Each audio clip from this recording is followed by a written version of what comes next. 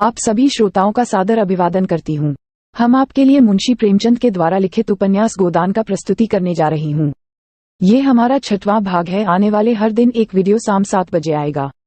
Video अच्छा लगे तो वीडियो को लाइक करना नहीं भूलेंगे। तो वीडियो को शुरू करते हैं। कविता कर रहे हैं और जुए खेल रहे हैं, शराबें पी रहे हैं और ऐयाशी कर रहे हैं, वह भी मुझसे जलते हैं। आज मर जाऊं तो घी के चिराग जलाएं। मेरे दुख को दुख समझने वाला कोई नहीं। उनकी नजरों में मुझे दुखी होने का कोई अधिकार ही नहीं है। मैं अगर रोता हूँ तो दुख की हंसी उड़ाता हूँ। मैं अगर बीमार होता हूँ तो मुझे सुख होता है। मैं अगर अपना ब्याह करके घर में कलह नहीं बढ़ाता तो यह मेरी नीच स्वार्थपरता है। अगर ब्याह कर लूं तो वह विलासांधता होगी। अगर शराब नहीं पीता तो मेरी कंजूसी है। शराब पीने लगूं तो वह प्रजा का रक्त होगा। अगर ऐयाशी नहीं करता तो अरसिक हूँ। ऐयाशी करने लगूं तो फिर कहना ही क्या। इन लोगों ने मुझे भोग विलास में फंसाने के लिए कम चालें नहीं चली और अब तक चलते जाते हैं। उनकी यही इच्छा है कि मैं अंधा हो जाऊं और ये लोग मुझे लूट लें। और मेरा धर्म ये है कि सब कुछ देखकर भी कुछ न देखें, सब कुछ जानकर भी गधा बना रहूं।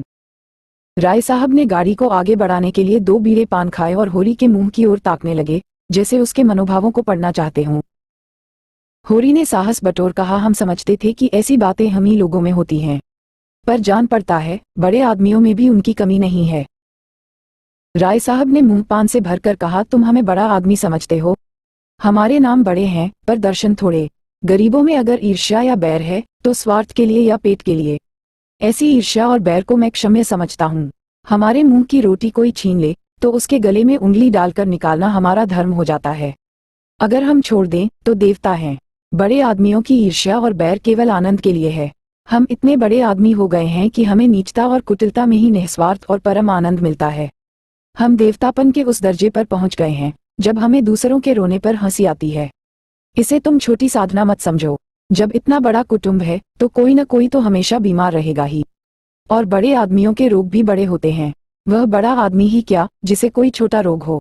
मामूली ज्वर भी आ जाए तो हमें सरसाम की दवा दी जाती है। मामूली फुंसी भी निकल आए तो वह जहरबाद बन जाती है। अब छोटे सर्जन और मझोले सर्जन और बड़े सर्जन तार से बुलाए जा रहे हैं। मसीहुल मुल्क को लाने के लिए दिल्ली आदमी भेजा जा रहा है, विषाचार्य को लाने के लिए कलकत्ता। उधर देवालय में दुर्गा पाठ हो रहा है और ज्योतिषाचार्य कुंडली का विचार कर रहे हैं और तंत्र के आचार्य अपने अनुष्ठान में लगे हुए हैं।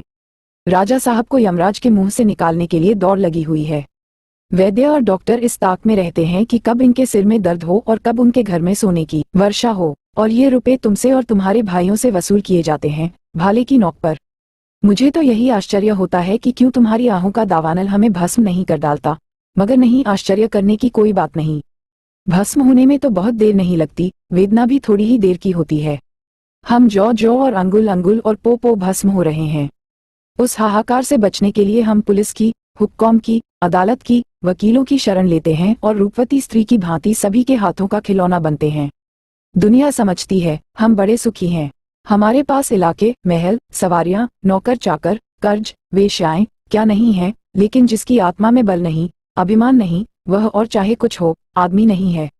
जिसे दुश्मन के भय के मारे रात को नींद न आती हो, जिसके दुख पर सब हंसे और रोने वाला कोई न हो, जिसकी चोटी दूसरों के पैरों की नीचे दबी हो, जो भोग विलास के नशे में अपने को बिल्कुल भूल गया हो, जो हुक्कॉम के तलवे चाटता हो और अपने अधीनों का खून चूसता हो, मैं उसे सुखी नहीं कहता। वह तो संसार का सबसे अभागा प्राणी है। साहब शिकार खेलने आए या दौरे पर, मेरा कर्तव्य है कि उनकी दुम के पीछे लगा रहूं। उनकी भौहों पर शिकन पड़ी और हमारे प्राण सूखे। उन्हें प्रसन्न करने के लिए हम क्या नहीं करते। मगर वह पचड़ा सुनाने लगूं तो शायद तुम्हें विश्वास न आए। गालियों और रिश्वतों तक तो खैर गनीमत है, हम सिग्धे करने को भी तैयार रहते हैं। खोरी ने हमें अपंग बना दिया है। हमें अपने पुरुषार्थ पर लेश मात्र भी विश्वास नहीं।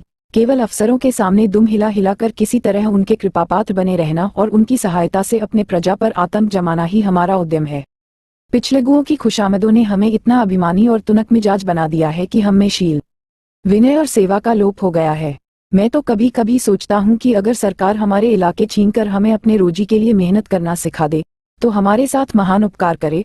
और ये तो निश्चय है कि अब सरकार भी हमारी रक्षा न करेगी। हमसे अब उसका कोई स्वार्थ नहीं निकलता। लक्षण कह रहे हैं कि बहुत जल्द हमारे वर्ग की हस्ती मिट जाने वाली है। मैं उस दिन का स्वागत करने को तैयार बैठा हूँ। ईश्वर वह दिन जल्द लाए। वह हमारे उद्धार का दिन होगा। हम परिस्थितियों के शिकार बने हुए हैं।